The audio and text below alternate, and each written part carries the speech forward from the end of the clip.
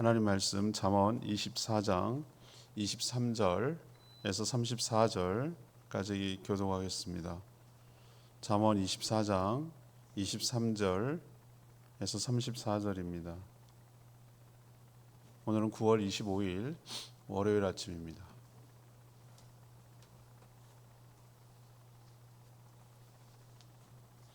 (9월 25일자) 본문 잠언 24장 23절 에서부터 34절까지 교독하도록 하겠습니다.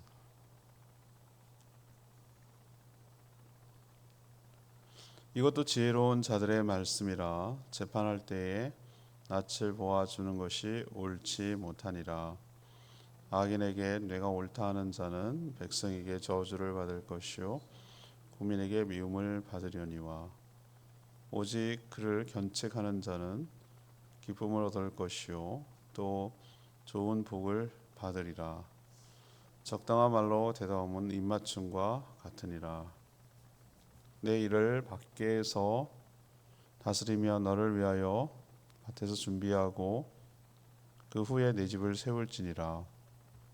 너는 까닭 없이 내 입을 쳐서 증인이 되지 말며 내 입술로 속이지 말지니라. 너는 그가 내게 행한 같이 나도 그에게 행하여 그가 행한 대로 그 사람에게 갚겠다 말하지 말지니라. 내가 게으른 자의 밭과 지혜 없는 자의 포도원을 지나며 본즉 가시덤불이 그 전부에 퍼졌으며 그 지면이 거친 풀로 덮였고 돌담이 무너져 있기로 내가 보고 생각이 깊었고 내가 보고 훈계를 받았노라. 내가 좀 더 자자 좀 더 졸자 손을 모으고 좀 더 누워 있자 하니 내 빈궁이 강도같이 오며 내 곰핍이 군사같이 이르리라. 네.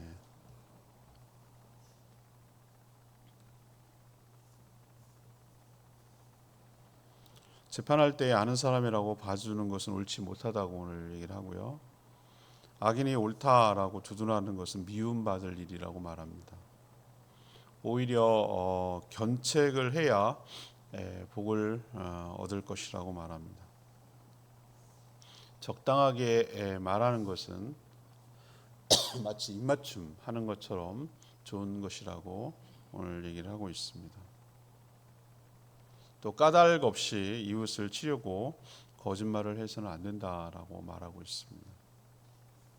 또 당한 만큼 되갚아주겠다라는 보복 그런 감정도 갖지 말아야 한다라고 얘기하고 있고요. 마지막으로 그 게으른 것에 대해서 책망하고 있는데 당연히 게으르면 황폐해지고 궁핍하게 될 것이니 매사에 성실히 감당할 것을 촉구하는 내용이 오늘 내용이 되겠습니다. 오늘 질문은 성도의 바른 처신은 무엇입니까? 성도의 바른 처신은 무엇입니까? 이것이 오늘 질문입니다. 먼저 23절에서 25절까지의 말씀입니다. 공의를 훼손하지 말아야 합니다. 공의를 훼손하지 말아야 합니다.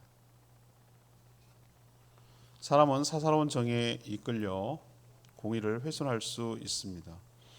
특히 옳고 그름을 판결하는 재판에서 자신이 아는 사람이라고 구분 판결을 할 때 둘은 더 깊은 관계가 될 수 있겠지만 세상은 옳고 그름이 사라져서 자기 마음대로 살게 되고요. 억울하고 분한 사람을 만들게 돼서 그 피해는 결국은 모두가 다 보게 되는 꼴이 되고 맙니다. 나 하나의 문제가 아니라는 거예요. 그 사람의 문제도 아니고 당사자 둘의 문제가 아니고 전체 문제가 된다는 뜻입니다. 악한 일을 하는 자를 옳다고 두둔해서도 안 됩니다. 많은 사람들에게 저주와 미움을 받게 될 것입니다. 오히려 악한 일을 행한 자를 견책할 때 당장은 서운할 수 있겠으나 모두가 기쁨을 얻을 것이며 좋은 복을 받게 될 것이라고 말합니다. 우리나라처럼 개인적인 관계를 중시하는 그런 나라에서는 사사로운 정 때문에 정의와 공의를 망가뜨릴 가능성이 매우 큽니다. 공의를 잃어버리면 누군가는 그 부당하고 억울한 피해를 입게 된다는 걸 기억해야 합니다.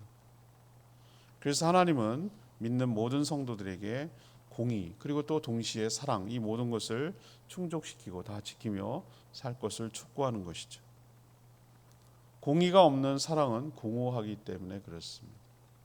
둘 다 지키기가 쉽지 않지만 그렇게 살아가는 것을 하나님께서는 바라고 있는 것 기억하시기를 바라고, 먼저 그의 나라와 그의 의를 구하라 이렇게 말하실 때 그 의가 무엇이냐는 거죠. 의가 하나님 나라는 알겠어요. 하나님 나라는 하나님의 통치가 이 땅에 임하는 것이 하나님 나라지 무슨 국경이 어디 있고 이런 건 아니잖아요. 하나님 나라는 중국 어디까지가 북한이고 어디까지가 일본 이런 개념 아닌 거 여러분 다 아시죠? 예. 하나님을 믿는 사람들이 있을 때 그 사람이 하나님의 뜻대로 살아갈 때 거기에 하나님의 나라가 임하게 될 줄 믿습니다. 그러면 하나님의 뜻을 이루는 방법은 뭐냐? 이 땅에 하나님의 의로움이 하나님의 공의가 이 땅에 나를 통해서 실현되도록 하게 하는 것이 하나님의 의를 이루는 거예요. 그게 먼저 그의 나라와 그의 의를 구하는 것이에요. 그래서 성도는 그냥 냅둬 그냥 되는 대로 하라 그래 이렇게 하는 태도는 사실은 올바른 태도가 아니에요. 예, 잘못한 것 그걸 바르게 잡아야 되는 것이고요. 옳지 못한 것을 옳지 못하다라고 얘기하는 것이 저는 바른 삶이라고 의를 구하는 삶이라고 생각합니다.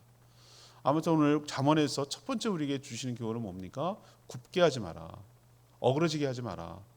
예, 공의를 훼손하지 마라. 이것이 첫 번째로 주는 교훈임을 여러분들 기억하시기를 바랍니다.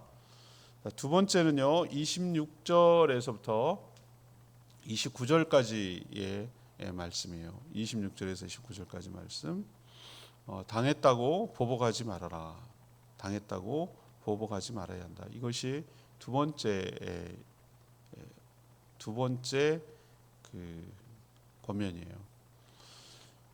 매사에 적당한 말로 대답하는 것은 입맞춤처럼 달콤하고 또 사랑을 불러일으키는 것이죠. 그런데 상황에 적절하지 않은 말은 분위기를 망치고 또 관계를 힘들게 하며 분노를 일으킬 수가 있습니다. 특히 재판에서 상대를 치려고 거짓말로 속이는 위증이죠. 위증. 이거는 매우 옳지 못한 행동입니다. 복수는 또 다른 복수를 낳습니다. 복수가 끝나지 않아요. 항상 원하는 또 다른 원한을 일으키고 악순환 때문에 모두가 가해자인 동시에 피해자가 되는 것이에요.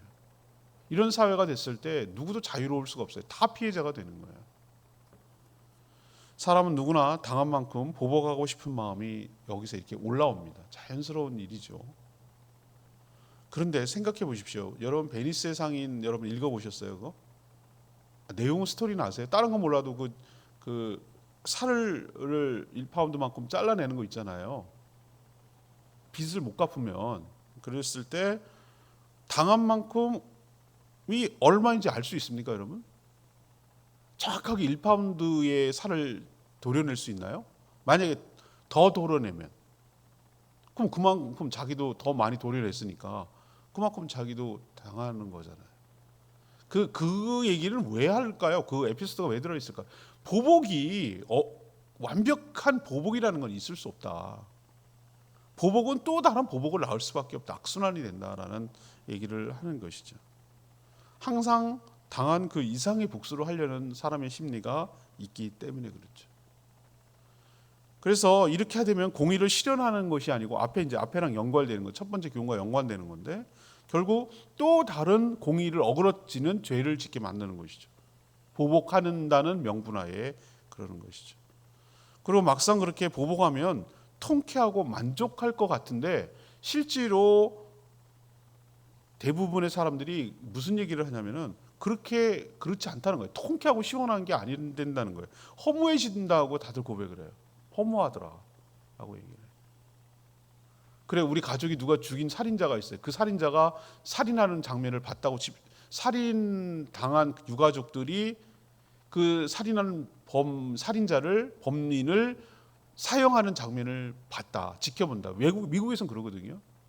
그러면 아싸 이렇게 좋아하고 막뭐 흐뭇하고 그런 건가요? 예, 사법적인 정의가 실현됐다라고 생각하면서 그럴 수는 있겠지만 그렇다고 죽은 가족들이 돌아오나요? 죽은 가족이? 그러니 더 무서운 법은 하나님께서 심판하시는 것이죠.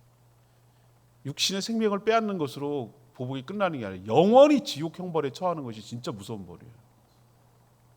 그러니 복수는 내가 하는 것이 아니라 하나님께 맡겨야 할 줄로 압니다. 하나님은 더 이상 우리가 말할 수 없을 정도로 그분이야말로 가장 공의로운 분이니까 공의롭고 모든 것을 아시는 분이 가장 공의롭게 처리하시고 판단하시고 심판하실 줄로 믿습니다. 그러니 우리는 성도는 어떻게 하라고요? 내가 당했다고 어설프게 보복하고 그렇게 시도하려고 하지 말고 맡기라는 거예요. 원수 갚는 것을 하나님께 맡기면 하나님께서 더 잘 처리하여 주실 줄 믿습니다. 자, 세 번째 교훈은 뭐냐? 30절에서 34절까지 말씀인데요. 게으르지 말고 성실할 것을 당부하고 있어요. 게으르지 말고 성실할 것을 당부하고 있어요. 당시 생업은 뭐였습니까? 지금이랑 좀 산업 구조가 다르죠. 주로 목축 그리고 농사였죠. 우리가 이렇게 제조업 서비스업으로 넘어오는 게 불과 한 200년도 안 됩니다. 한 100년 정도. 우리도 100년 전에 뭐 하고 지냈습니까? 뭐 했죠? 물론 그때도 상업이 있었어요. 무역도 하고요. 여기가 제주가 비센트리 볼 때 늘 제가 국립박물관에 가서 보여줍니다만 여기가 고려 시대 탐나국 시대에는 동북아의 중심 허브였어요. 중개무역을 하는 곳이었어요. 물건이 일로 다 들어오는 거예요. 어디로 들어오냐면은 오키나와에서 들어오고 일본 큐슈 지방이 일본에서도 들어오고 그다음에 대만에서 들어오고 중국에 있는 산동반도 이쪽에서 다 들어오고 물론 한반도에서도 들어오고 난 한반도라고 표현했어요. 육지 것들 있잖아요. 거기도 하나의 그냥 나라였고 여기도 나라였어요. 좀 규모가 여기가 한 3배만 됐으면은 대등한 나라가 됐을지도 몰라요. 독립국으로. 규모가 작아서 그렇지. 아무튼 그렇게 중개무역을 했어요. 여기서 물건을 팔고 사가는 거예요. 여기가. 저까지 못 가니까 여기가 중간에서 역할을 했어요. 그때만 배만 해도 어마어마하게 큰 배였어요. 떼배가 전통 배가 아니에요. 그런 거를 그 잘못된 인식을 가르쳐 주는 게 난 어이가 없는 거예요. 자리돔 잡아먹는 떼배가 제주도의 전통 배였다. 아이고 어이없는 소리 하지 마세요. 전 동북아를 돌아다니면서 그 당시 무역을 해야 되는데 그 배 갖고는 턱도 없어요. 큰 배였다고요. 출入금지령 때문에 다 빼앗겨서 그렇지 그 배가 전통 배가 아니에요. 그 배가 마치 제주도에서 그 정도밖에 안 되는 거라고 생각하면 정말 오산이에요. 아무튼 거기서 이렇게 중개무역을 했지만 그거는 일부였고 진짜로 대부분의 사람들은 뭐 합니까? 수렵, 채집, 농사 이렇게 살았어요. 예. 바다에서 고기 잡고 그 다음에 뭐 전복, 소라 뭐 이런 거 잡고 그 다음에 감귤 키우고 그죠? 그러고 살았어요. 밭작물이 잘 되거든요. 제주에 보면은 2모작, 3모작까지 가능한 지역이고 메밀이 주 생산지가 여기라는 걸 제가 여기 와서 알았어요. 우리 맨날 메물꽃 필 무렵 이걸 들어가지고 강원도가 주 생산지인 줄 아는데 아니에요. 여기는 2모작이 가능하거든요. 그래서 아무튼 이 밭작물이 잘 나기 때문에 목축과 농사를 해야 소득이 많이 생기는 거예요. 여기 가만 내버려 두면은 제주 사람들 잘 먹고 잘 살아요. 제가 제주 역사 얼마나 관심이 많으니까 공부를 많이 하고 책도 읽고 또 하는데 내버려 두면 돼요. 안 뺏어가면 돼요. 안 뺏어가면 돼. 그냥 막 그 공출한다고 뺏어가고 진상해야 된다고 뺏어가고 그러니까 못 살겠는 거예요. 못 살겠으니까 도망가고 그러니까 못 도망가게 다 배 빼앗아 버리고 출入금지령을 시켰던 거예요. 이런 사실 모르시죠, 여러분들? 다 몰라요. 그냥 그런 줄 알아요. 그냥 왜 이렇게 되는지 몰라요. 세금이 과중하니까. 그냥 여기는 그런 일 없다고 하고 여기서 난 것을 스스로 먹고 살게 하면 이렇게까지 가난하게 살지 않는 땅, 풍요로운 땅이에요. 아무튼 그렇게 많이 빼앗기고 늘 그러니까 제주 사람들의 그 마음 이게 DNA는 뭐냐면은 어떻게 장착이 돼 있냐면은 왜 그런지도 몰라요. 그런데 그렇게 사는 게 문화거든요. 허리가 구부러져 가지고 할머니 돼서 90 가까이 된 할머니들도 그냥 두 발로 걸어 다닐 수 있으면 엉금엉금 겨우서라도 밭일을 한다 이 말이죠. 저분은 정말 자식은 뭐하나 저렇게 되도록 부모님을 놔두나 이렇게 난 처음에 생각했어요. 여긴 진짜 너무하네. 아니 부모님이 저렇게 될 때까지 자식들은 뭐한대? 이렇게 저는 생각했는데 그게 아니고 본인 스스로 그렇게 하는 거예요. 왜 그러냐? 여기 그렇게 안 하면 못 산다는 것이 나도 모르게 그냥 부모로부터 할아버지로 쭉 내려온 거야. 어떻게 하든지 모아놔야 돼. 왜 그러냐면은 왜 모아놓으려고 저렇게 할까라고 제가 생각해 봤더니 늘 빼앗겼어요. 늘 재난이 있고 늘 자연재해가 있고 그다음에 사람 때문에 빼앗기고 이런 것 때문에 덜 불안한 거예요. 두려운 거예요. 미래에 대한 보장이 하나도 안 돼 있으니까 어떻게 하든지 자식들한테 폐하 안 끼치게 하고 남한테 빼앗기는 것에라도 손실을 안 되려고 모아놓지 않으면 안 된다는 생각이 아주 깊게 자리 잡아 있어요. 그럼 제주 사람들 게으른 사람들 봤습니까? 사지 멀쩡한데 집에 있는 사람 아주 경멸합니다. 여러분 그러지 않으세요? 나 여기서 그런 거 느꼈거든요. 사지 멀쩡한데 놀고 있다. 이거는 아주 죄악시하는 거예요. 죄악시하는 거. 왜? 그러면 안 되거든요. 여기서는 어떻게든지 살아야 되거든요. 살아내야 되거든요. 그래서 오늘 말씀에 여기 좀 해당 안 되는 거 아니 물론 좀 남자들은 좀 노는 경향이 있습니다. 제가 보니까. 그런데 여기는 해당 안 되는데 대부분의 사람들은 뭐 합니까? 그냥 조금이라고 많이 얻으려고 하는 그런 나태와 게으름의 속성이 있거든요. 성실하지 못한. 그거에 대해서 오늘 잠언이 얘기하고 있어요. 멀리 갈 게 뭐가 있어요? 우리 교회 옆에 보세요. 봐. 처음에는 의욕적으로 야자 매트를 깔았으나 지금은 야자 매트의 흔적도 사라졌습니다. 뚫고 다 나와가지고 밀림을 잃었습니다. 밀림을. 저걸 뽑긴 뽑아야 되는데 지금 날 잡아서 뽑아야 되는데 기가 막혀. 조금만 내버려두면 제가 텃밭을 해봐서 알거든요. 내가 졌어요. 내가 그거 뽑을 새가 없더라고요. 제가 더위는 참겠어. 어떻게? 진짜 제가 못 참아하는 게 뭐냐? 모기가 그냥 새까맣게 달려들어가지고 막 이리저리 뜯고 그러면은 그거야말로 정말 힘들어. 더운 걸 어떻게 되게 인내가 이제 참아내고 어떻게 막 땅 파고 이렇게 하는 거는 뭐 하는데 그냥 모기가 달라들어가지고 막 뜯어 먹으려고 그러면 정말 힘들어. 그래서 제가 한 번, 두 번 안 하다 무서우니까 피하다 보니까 작물보다 자풀이 더 많아서 결국 졌어요. 포기했어요. 안 되는 걸로 저는. 시간도 없고. 여기 오늘 표현 나와 있잖아요. 밭은 조금만 가꾸지 않으면 어떻게 됩니까? 여러분 다 경험하셨죠? 온갖 자풀이 나고 조금만 있으면 황폐화되고 난리 나는 거예요. 손이 가야 되는 거예요. 엄청 손이 많이 가요. 전 그래갖고 농산물 살 때 있잖아요. 농산물 살 때 절대 비싸다는 생각 별로 안 해봅니다. 이게 어떻게 해서 나왔나 생각이 들면 아이고 감사하다고 생각을 해야 돼요. 감사하다고. 밭은 이런 우리 속담 있잖아요. 농작물은 주인의 발자국 소리를 듣고 자란다. 어른들은 이런 생각을 나. 발자국 소리를 듣고 어떻게 자라? 그만큼 뻔질나게 다니면서 부지런히 손을 댔다 이거죠. 부지런하고 성실했다는 뜻이에요. 자신의 밭에 성실하지 않는 자는 27절에 그런 표현도 나와요. 집을 세우는 것도 소홀하기가 쉽다. 여기서 집은 뭐겠어요? 그게 뭐 가정 경제라든가 그 전체 집안을 말하는 거지 않겠어요? 자신이 마땅히 해야 할 일을 놔두고 자고 놀고 쉬려고만 한다면 오늘 표현대로 빈궁이 강도처럼 올 것이며 곰피밤이 군사처럼 이를 거라고 경고하고 있어요. 예수님도 마태복음 25장 26절 표현이 나옵니다. 악하고 게으른 종아, 나는 심지 않는 데서 거두고 해치지 않는 데서 모으는 줄로 내가 알았느냐라고 달란트 비유에서 얘기하거든요. 넌 나를 정말 오해했다.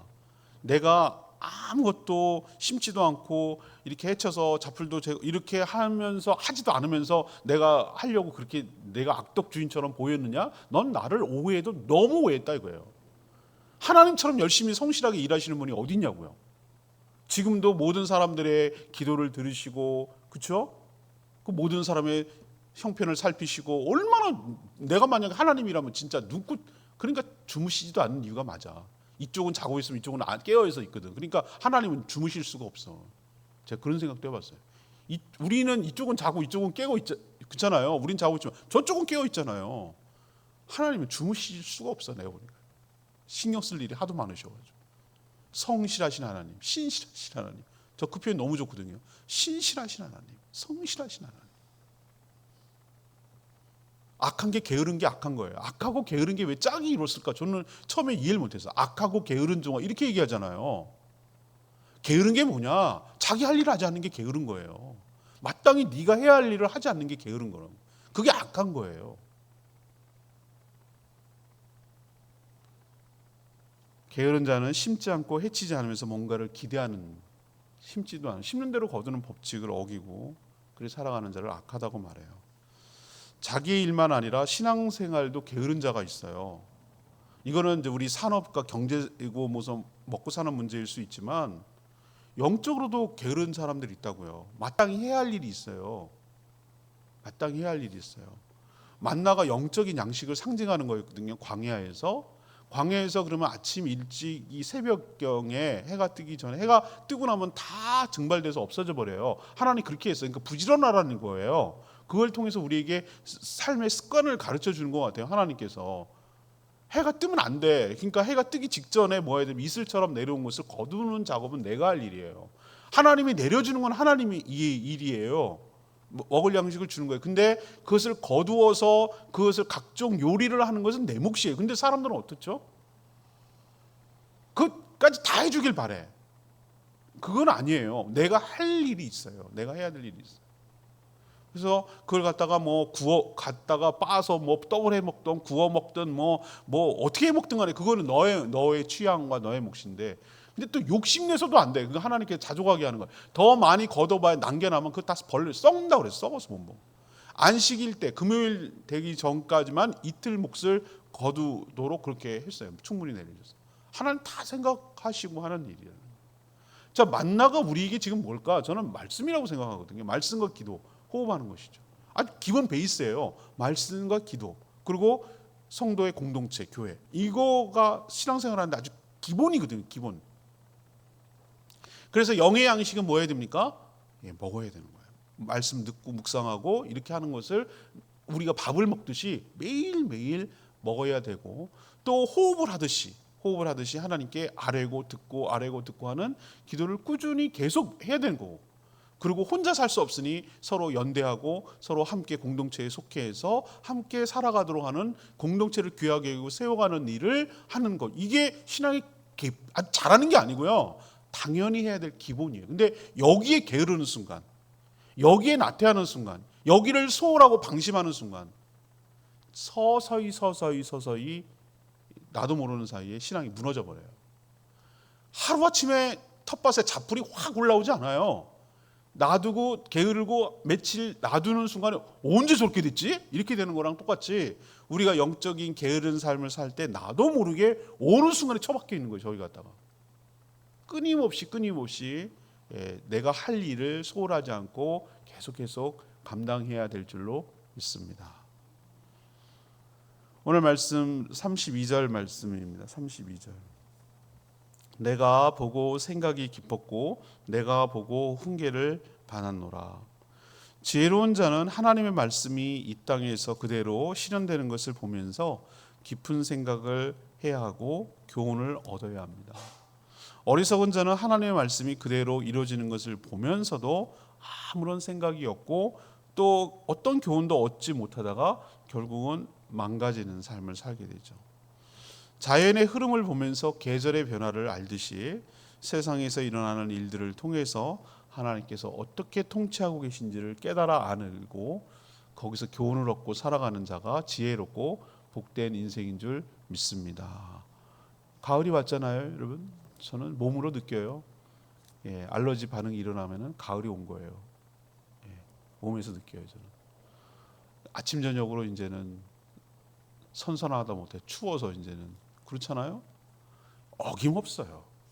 못 이겨요. 세월 이거 시간의 변화는 어김없이 탁탁 돌아와요. 그런 걸 통해서 하나님의 통치, 신실하심 여러분 기억하시고 그 신실하심에 우리도 본받아서 우리도 신실하게 살아가는 저와 여러분 되기를 소망합니다. 오늘 성도로서 바른 서신이 뭔가? 첫 번째 관한 건 뭡니까? 공의를 훼손하지 말고 공의를 이 땅에 실현하는데 힘쓰라라는 것이 첫 번째 정부고요. 두 번째는요, 보복, 당했다고 뭐하지 말고 똑같이 보복하지 말고 보복할 것을 하나님께 원수 갚는 걸 누구에게 맡기라? 하나님께 맡기라 이거고요. 세 번째는 뭡니까? 내가 마땅히 해야 될, 그게 육적이건 영적이건 간에 내가 해야 될 일에 게으르고 나태하지 말고 성실하게 신실하게 감당하면서 살아라. 이것이 우리 성도로서 바르게 처신하는 것인 줄 믿습니다. 오늘 말씀 붙들고 기도하기 전에 614장 찬양지 614장 부르고 기도합니다. 614장입니다.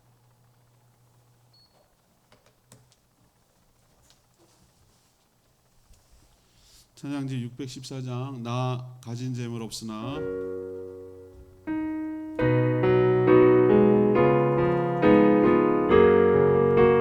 나 가진 재물 없으나 나 가진 재물 없으나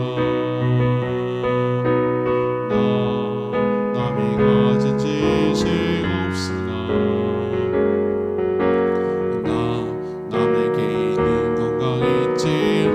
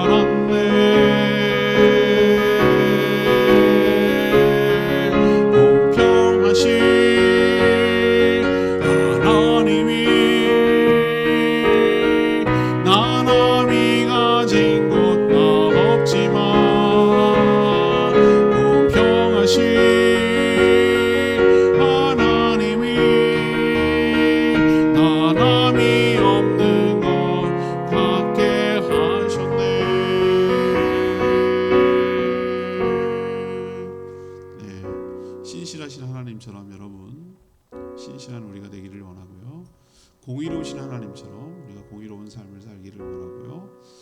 모든 권한이 복수가 하나님께 있음을 기억하고 모든 것을 맡기는 저희 모두가 되게 달라고 주여 외치며 기도하겠습니다. 주여 하나님